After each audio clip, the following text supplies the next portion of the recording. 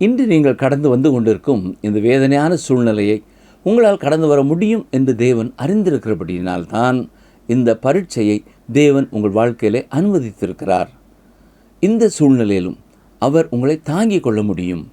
இதுதான் நமக்கு கொடுக்கப்படுகிற மிகப்பெரிய ஒரு ஆறுதல்.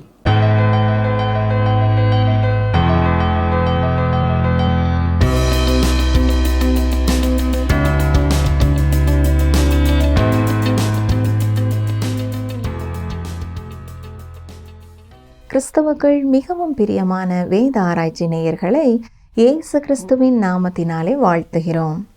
நாம் கடந்த நிகழ்ச்சியில் யோபு புத்தகத்தின் முகவுரை மற்றும் 1ஆம் அதிகாரம் 1ஆம் வசனம் முதல் 5ஆம் வசனங்கள் வரை கற்றுக்கொண்டோம். அந்த பாடத்திலே ஊத்ஸ் தேசத்திலே வாழ்ந்த யோபு உத்தமனும் சன்மார்க்கனும் தேவனுக்கு பயந்தவனுமாய் இருந்தார் என்று கற்றுக்கொண்டோம். மேலும் தன்னுடைய பிள்ளைகள் ஒன்றாக கூடும் போதெல்லாம் தேவனுக்கு விரோதமாக பாவம் செய்திருப்பார்களோ என்று பயந்து அவர்களுக்காக பலி செலுத்தினார் என்றும் கற்றுக்கொண்டோம். இன்று நாம் யோபு 1ஆம் அதிகாரம் 6ஆம் வசனம் முதல் 2ஆம் அதிகாரம் 6ஆம் வசனங்கள் வரை கற்றுக்கொள்ள இருக்கிறோம். இந்த பாடத்திலே தேவபுத்திரர் என்றால் யார்? நரகம் எப்போது திறக்கப்படும்? தேவனுக்கும் மனிதனுக்கும் எதிரி யார்? ஆழமாக கற்றுக்கொள்ள தொடர்ந்து எங்களுடன் இணைந்திருங்கள். பிரியமான வேத ஆராய்ச்சி நேயர்களே, கடந்த நிகழ்ச்சியிலே நாம் யோபுவின் புத்தகத்தை சிந்திக்க துவங்கினோம். ஊத்ஸ் தேசத்திலே வாழ்ந்த யோபு உத்தமனும் சன்மார்க்கனும் தேவனுக்கு பயந்தவனுமாய் இருந்தார் என்று சிந்தித்தோம்.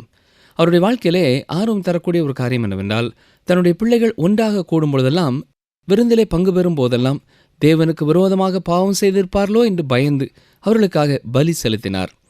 பலி செலுத்துவதுதான் உத்தமமான வாழ்க்கை என்று எண்ணிக்கொண்டிருந்தார். தனக்காக எந்த பலியையும் செலுத்தவில்லை என்று சிந்தித்தோம். இப்பொழுது காட்சி மாறுகிறது. பரலோகத்திலே நடைபெறுகிற ஒரு காட்சியை பார்க்க போகிறோம். இந்த பரலோக காட்சி நடந்ததை குறித்து யோபுவிற்கோ யோபுவின் புத்தகத்தில் இடம்பெற்றிருக்கிற மற்ற எவருக்குமோ தெரியாது. ஆனால் இந்த காட்சியை நாம் அறிந்து கொள்வதனாலே இன்றைக்கும் கர்த்தருடைய பிள்ளைகளுடைய வாழ்க்கையிலே நடைபெறுகிற சில காரியங்களுக்கான காரணங்களை புரிந்து கொள்ள நமக்கு உதவியாயிருக்கிறது. இதுதான் முழுமையான விளக்கம் என்றும் நாம் சொல்ல முடியாது. கர்த்தருடைய பிள்ளைகள் பாடுபடுவதற்கான ஒரு காரணம் இது. யோபு 1ஆம் அதிகாரம் 6ஆம் வசனம். ஒரு நாள் தேவபுத்திரர் கர்த்தருடைய சந்நிதியில் வந்து நின்றபோது சாத்தானும் அவர்கள் நடுவிலே வந்து நின்றான்.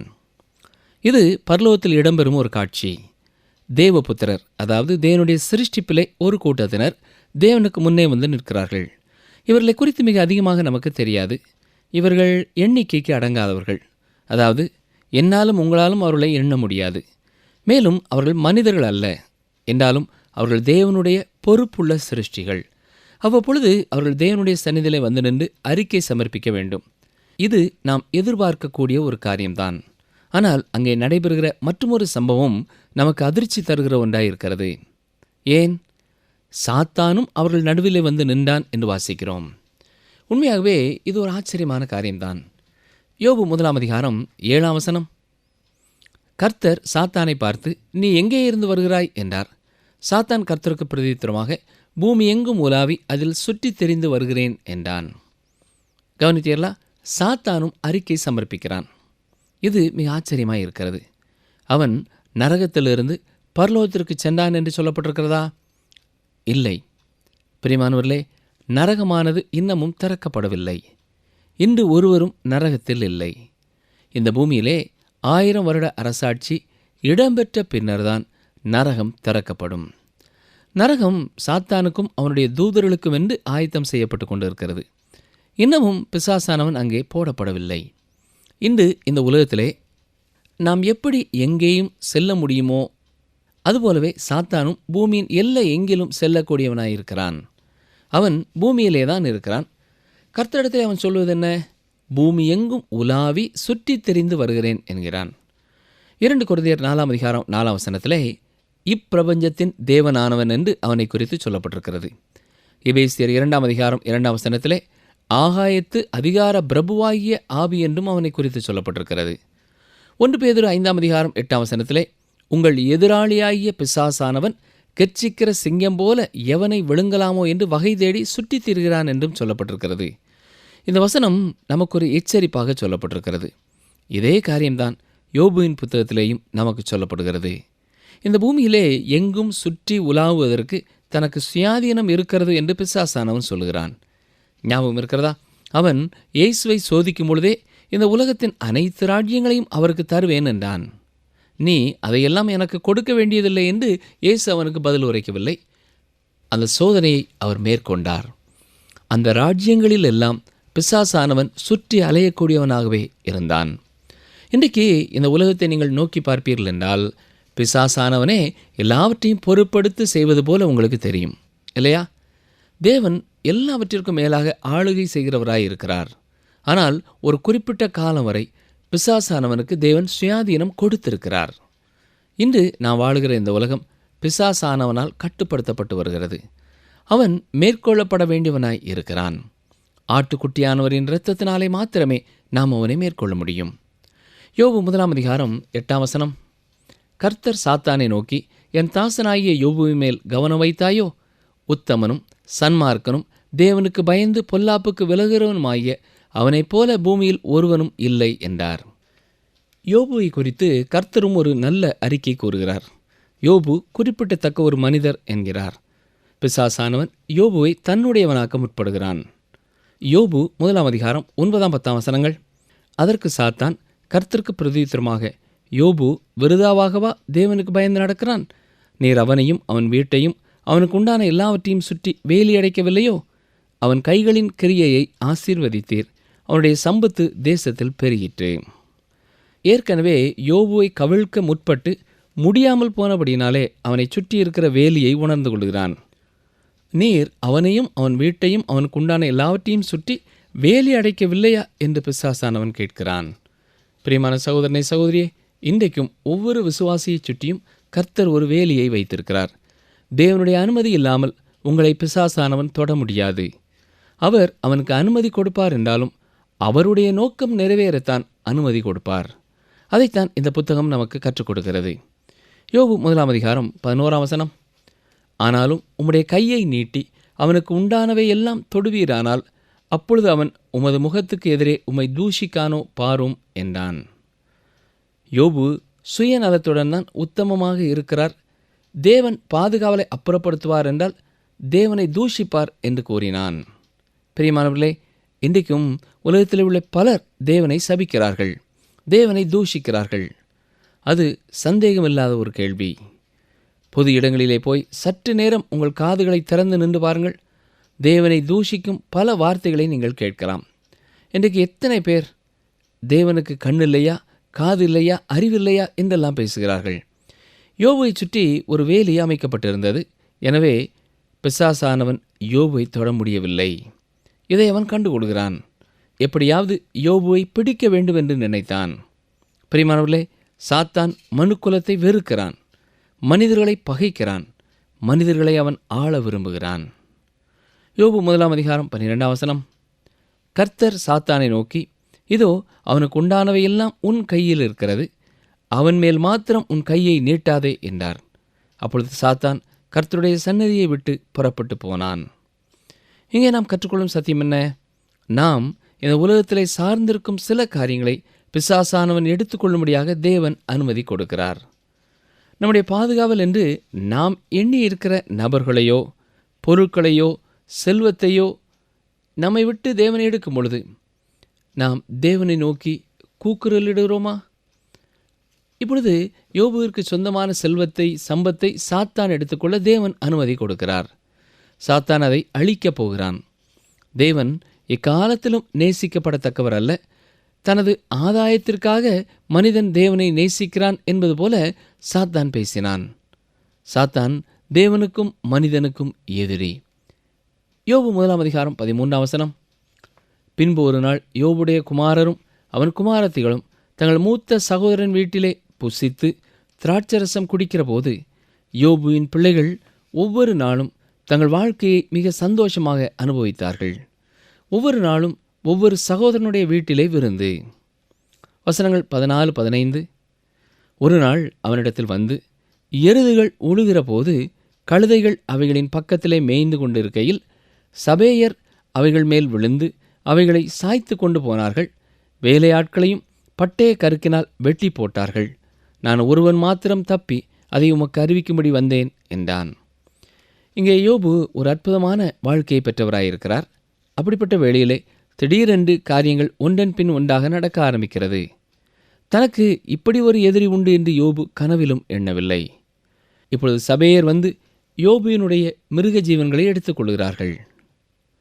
வாசிக்கிறேன். யோபு 1:16 இவன் இப்படி பேசிக் கொண்டிருக்கையில் வேறொருவன் வந்து வானத்திலிருந்து தேவனுடைய அக்கினி விழுந்து ஆடுகளையும் வேலையாட்களையும் சுட்டரித்து போட்டது.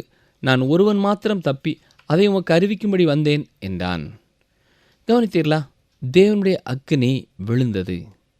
பொதுவாக நமக்கு சொந்தமான எந்த காரியமாவது அழிக்கப்படும் பொழுது நாம் தேவனை பழி சொல்லுகிறோம். ஏன் பிசாசனுடைய அக்கினி அழித்தது என்று சொல்லவில்லை? உண்மையாகவே இதை செய்தது யார்? சாத்தான் தான். யோபு 1:17 இவன் இப்படி பேசிக்கொண்டு இருக்கையில் வேறொருவன் வந்து கல்தேயர் 3 பவுஞ்சாய் வந்து ஒட்டகங்கள் மேல் விழுந்து அவைகளை ஓட்டி கொண்டு போனார்கள். வேலையாட்களையும் பட்டய கருக்கினால் வெட்டி போட்டார்கள். நான் ஒருவன் மாத்திரம் தப்பி அதை உமக்கு அறிவிக்கும்படி வந்தேன் என்றான். பங்கு சந்தை சரிந்தது என்று நாம் பேசுகிறோம். யோபுவினிடத்திலே மிகப்பெரிய ஒரு சந்தை இருந்தது. அவை எல்லாம் இப்பொழுது எடுத்துக்கொள்ளப்பட்டன. யோபு 1:18-19 இவன் இப்படி பேசிக்கொண்டிருக்கையில் வேறொருவன் வந்து உம்முடைய குமாரரும் உம்முடைய குமாரத்திகளும் தங்கள் மூத்த சகோதரன் வீட்டிலே புசித்து திராட்சரசம் குடிக்கிற போது வனாந்திர வழியாய் பெருங்காற்று வந்து அந்த வீட்டின் 4 மூலையிலும் அடிக்க அது பிள்ளைகளின் மேல் விழுந்ததினால் அவர்கள் இறந்து போனார்கள். நான் ஒருவன் மாத்திரம் தப்பி அதை உமக்கு அறிவிக்கும்படி வந்தேன் என்றான். அழிவுக்கு பின்னால் அழிவு தொடர்கிறது. துக்கத்திற்கு மேல் துக்கம் வருகிறது. யோபுவினுடைய எல்லா குமாரர்களும் குமாரத்திகளும் அழிக்கப்பட்டு விட்டார்கள். மிக பயங்கரமான ஒரு புயல் காற்று வீட்டை கீழே தள்ளியது. இப்படிப்பட்ட ஒரு சூழ்நிலையிலே நீங்கள் என்ன செய்வீர்கள்? யோபு என்ன செய்கிறார் பாருங்கள். யோபு 1:20 முதல் 22 வரை. அப்பொழுது யோபு எழுந்திருந்து தன் சால்வையை கிழித்து தன் தலையை சிரைத்து தரையிலே விழுந்து பணிந்து, நிர்வாணியாய் என் தாயின் கற்பத்திலிருந்து வந்தேன், நிர்வாணியாய் அவ்விடத்துக்கு திரும்புவேன். கர்த்தர் கொடுத்தார், கர்த்தர் எடுத்தார், கர்த்தருடைய நாமத்துக்கு ஸ்தோத்திரம் என்றான். இவை எல்லாவற்றிலும் யோபு பாவம் செய்யவும் இல்லை, தேவனை பற்றி குறை சொல்லவும் இல்லை. இந்த மனிதரை கவனியுங்கள். இவருடைய சாட்சியை கேளுங்கள். வாழ்க்கை குறித்து நம்முடைய கண்ணோட்டம் இவ்வாறு தான் இருக்க வேண்டும். உலக பிரகாரமான பொருட்களை குறித்த கிறிஸ்தவர்களின் கண்ணோட்டம் இப்படித்தான் இருக்க வேண்டும். இந்த உலகத்திற்கு நாம் வந்தபோது எதையுமே கொண்டு வந்ததில்லை. வந்த வண்ணமாகவே இந்த உலகத்தை விட்டு நாம் திரும்பி செல்லப் போகிறோம். பல ஆண்டுகளுக்கு முன்னதாக ஒரு பெரிய செல்வந்தர் மரணப்படுக்கையில் இருந்தார். உற்றார் உறவினர்கள் எல்லாரும் வந்து விட்டார்கள். வயதானவர் மரித்த பின்னர் குடும்ப வக்கீல் வெளியே வந்து என்ன சொல்லுவார் என்பதற்காக காத்து நின்றார்கள். அவ்வாறு குடும்ப வக்கீல் படுக்கை அறையிலிருந்து வெளியே வந்தபோது பெரியவர் மரித்து போனார் என்று கூறினார். அங்கே இருந்த பேராசை உள்ள ஒரு மனிதன், அவர் எவ்வளவு விட்டு சென்றிருக்கிறார் என்று கேட்டான். அதற்கு அந்த வக்கீல் சொன்ன பதில் என்ன தெரியுமா? எல்லாவற்றையும் விட்டு சென்று விட்டார், அவர் எதையுமே தன்னோடு எடுத்து செல்லவில்லை என்று கூறினார். பிரியமானவர்களே, நாமும் அவ்வாறு தான் ஒன்றையும் கொண்டு வரவில்லை, ஒன்றையும் கொண்டு போகப் போவதும் இல்லை. உங்களிடத்திலே எத்தனை பத்திரங்கள் இருந்தாலும் சரி, வங்கியிலே உங்களுடைய சேமிப்பு பெட்டகத்திலே எவ்வளவு தொகை இருந்தாலும் சரி, எவ்வளவு காப்பீட்டுத் தொகை இருந்தாலும் சரி, நாம் கடந்து செல்லும் பொழுது இந்த உலகத்திற்குள்ளே வந்த வண்ணமாகவே திரும்பி செல்லப் போகிறோம். வாழ்க்கை குறித்த இந்த தத்துவத்தை நாம் அறிந்து கொள்ள வேண்டும். விலை உயர்ந்த இந்த வீட்டிலே இப்பொழுது நீங்கள் குடியிருக்கலாம், அல்லது ஒரு ஏழ்மையான குடிசையிலே நீங்கள் வாழலாம். மிக பெரிய வங்கி கணக்கு உங்களுக்கு இருக்கலாம், அல்லது வங்கி என்றாலே என்ன என்று எனக்கு தெரியாத ஒருவராய் நீங்கள் இருக்கலாம். இந்த உலகத்திற்கு வந்த வண்ணமாகவே இந்த உலகத்தை விட்டு நாம் திரும்பி செல்ல போகிறோம். இறுதி கணக்கை பார்த்தால் உங்களுக்கு அதிலே ஒன்றுமில்லை. இந்த மனிதன் செய்வதை கவனித்தீர்களா? தரையிலே விழுந்து தேவனை பணிந்து கொள்கிறான். தன் சால்வையை கிழித்து கொண்டான், தன் சலையை சிரைத்து கொண்டான். அவன் எல்லாவற்றையும் இழந்து நிற்கிறான். குமாரர்களையும் குமாரத்திகளையும் இழந்து நிற்கிறான். என்றாலும் கர்த்தர் கொடுத்தார், கர்த்தர் எடுத்தார், கர்த்தருடைய நாமத்திற்கு ஸ்தோத்திரம் என்று அவனால் சொல்ல முடிந்தது. பிரியமானவர்களே, இன்றைக்கு உங்களுக்கு இருப்பது எல்லாமே தேவன் உங்களுக்காக கொடுத்தது. அவர் விரும்புவார் என்றால் உங்களிடத்திலிருந்து அதை எடுத்துக்கொள்ளவும் அவர் சித்தமுள்ளவராயிருக்கிறார். நாம் பெற்றுக்கொள்ளும்படியாக இந்த உலகத்திலே தேவன் அனுமதித்திருக்கிற காரியங்களை எப்படி நாம் பயன்படுத்துகிறோம் என்பதை குறித்து தான் நாம் அவருக்கு கணக்கு கொடுக்க வேண்டும். இந்த காரணத்தினாலே தான் 2 கொரிந்தியர் நிருபத்திலே பவுல் அப்போஸ்தலன் நம்மை குறித்து சொல்லும் பொழுது உக்கிரானக்காரர்கள் என்று அழைத்தார். உக்கிரானக்காரர்கள் மற்றும் ஒருவருக்குரியதை கையிலே வைத்து பயன்படுத்துகிறவர்கள். தேவன் நமக்கு தந்த உலகப் பொருட்களை நாம் எப்படி பயன்படுத்துகிறோம் என்று தேவன் கேட்பார். பூமியிலே உள்ள எல்லாம் அவருக்குரியவைகள். நீங்களும் நானும் அதை சில காலங்கள் பயன்படுத்தி கொள்கிறோம், அவ்வளவுதான். இந்த உலகத்தை விட்டு நாம் கடந்து செல்லும் பொழுது எல்லாவற்றையும் நாம் விட்டு செல்கிறோம். இதையுமே நாம் நம்மோடு எடுத்து செல்கிறதில்லை. யோபு இதை புரிந்திருந்தார். அவர் தமது விசுவாசத்தை இழந்து போகவில்லை. இன்னமும் தன் தேவனையே பற்றி கொண்டிருக்கிறார். கவனித்தீர்களா? இவை எல்லாவற்றிலேயும் யோபு பாவம் செய்யவும் இல்லை, தேவனை பற்றி குறை சொல்லவும் இல்லை என்று வாசிக்கிறோம்.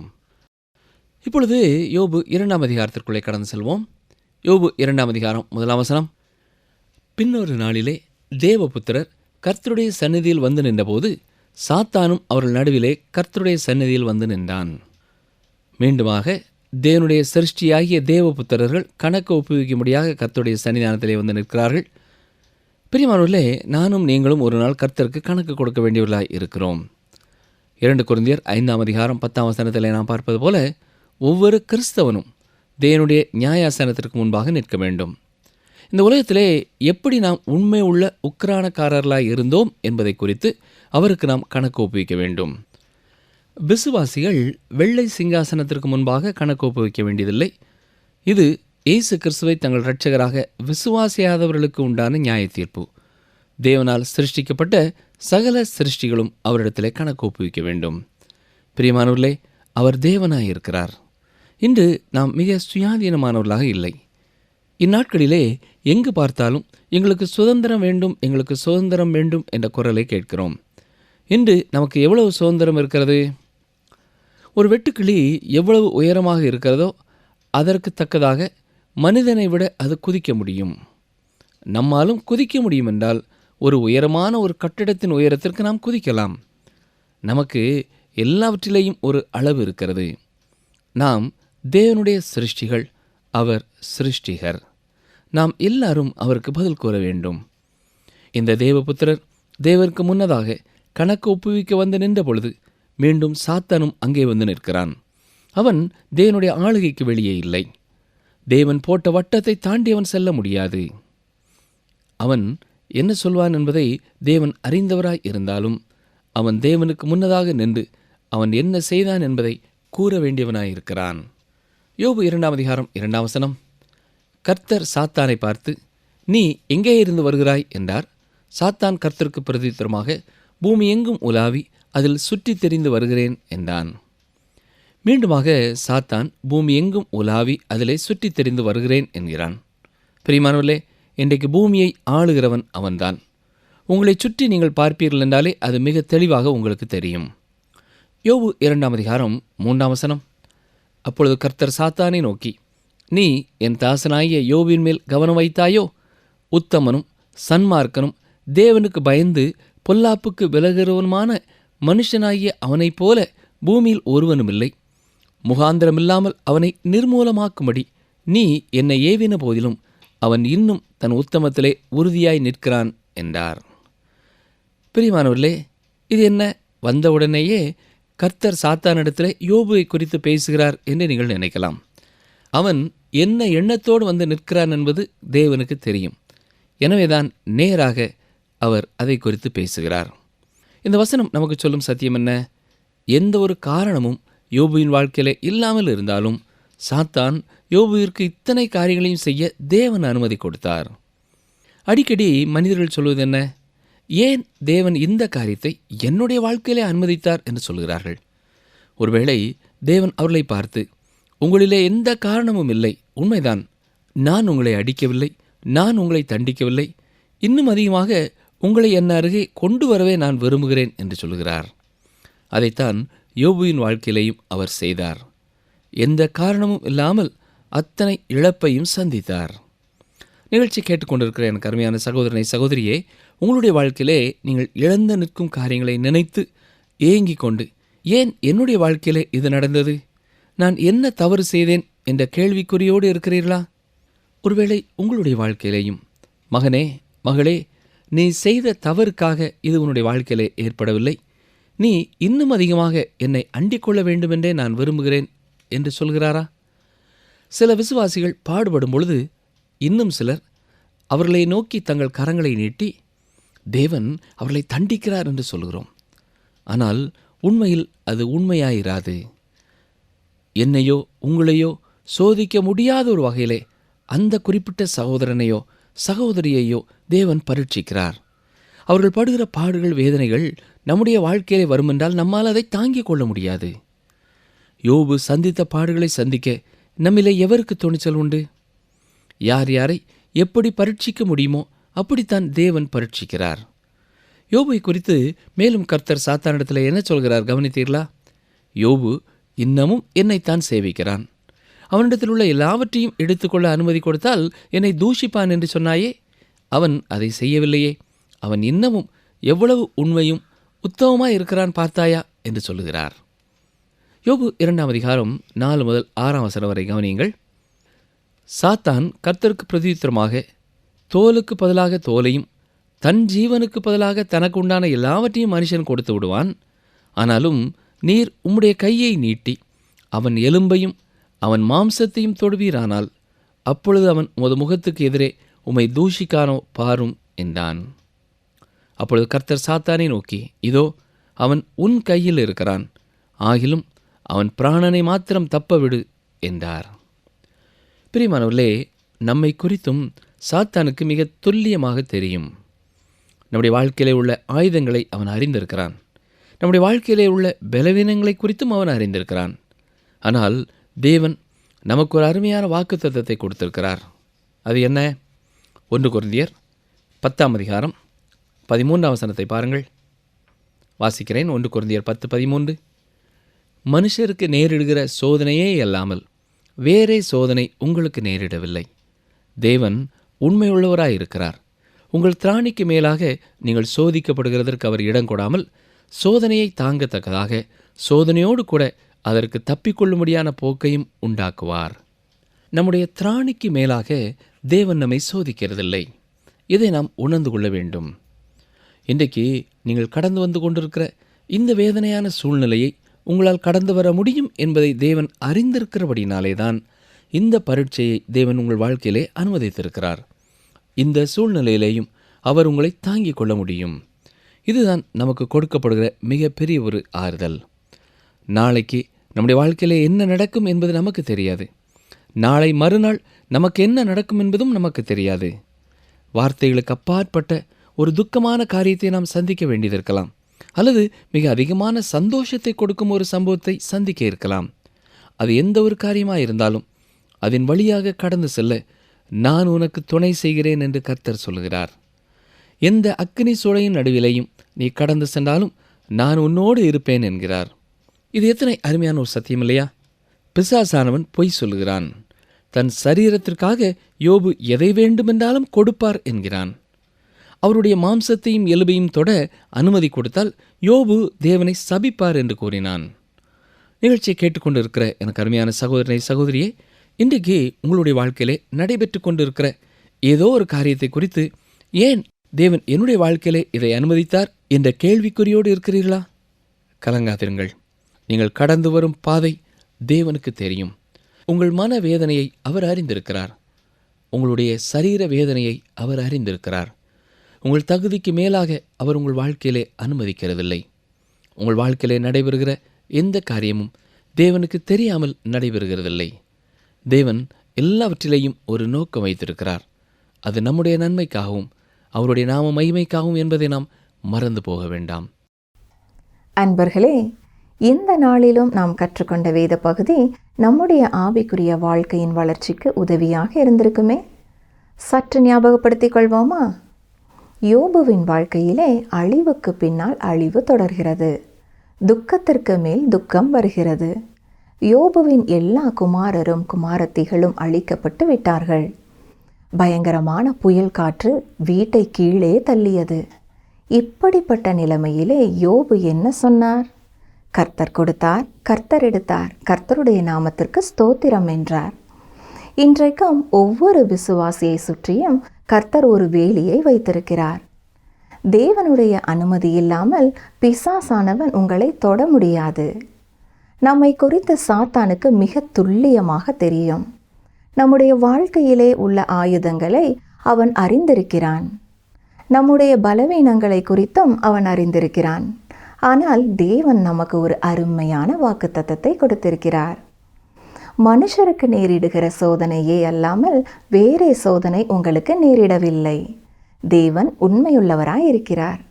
உங்கள் திராணிக்கு மேலாக நீங்கள் சோதிக்கப்படுவதற்கு அவர் இடம் கொடாமல் சோதனையை தாங்கத்தக்கதாக சோதனையோடு கூட அதற்கு தப்பிக்கொள்ளும்படியான போக்கையும் உண்டாக்குவார். மீண்டும் அடுத்த நிகழ்ச்சியிலே சந்திப்போம். கர்த்தர் உங்களை ஆசீர்வதிப்பாராக. கர்த்தர் மேல் உன் பாரத்தை வைத்துவிடு, அவர் உன்னை ஆதரிப்பார். நீதிமானை ஒருபோதும் தள்ளாட ஒட்டார். சங்கீதம் 55:22.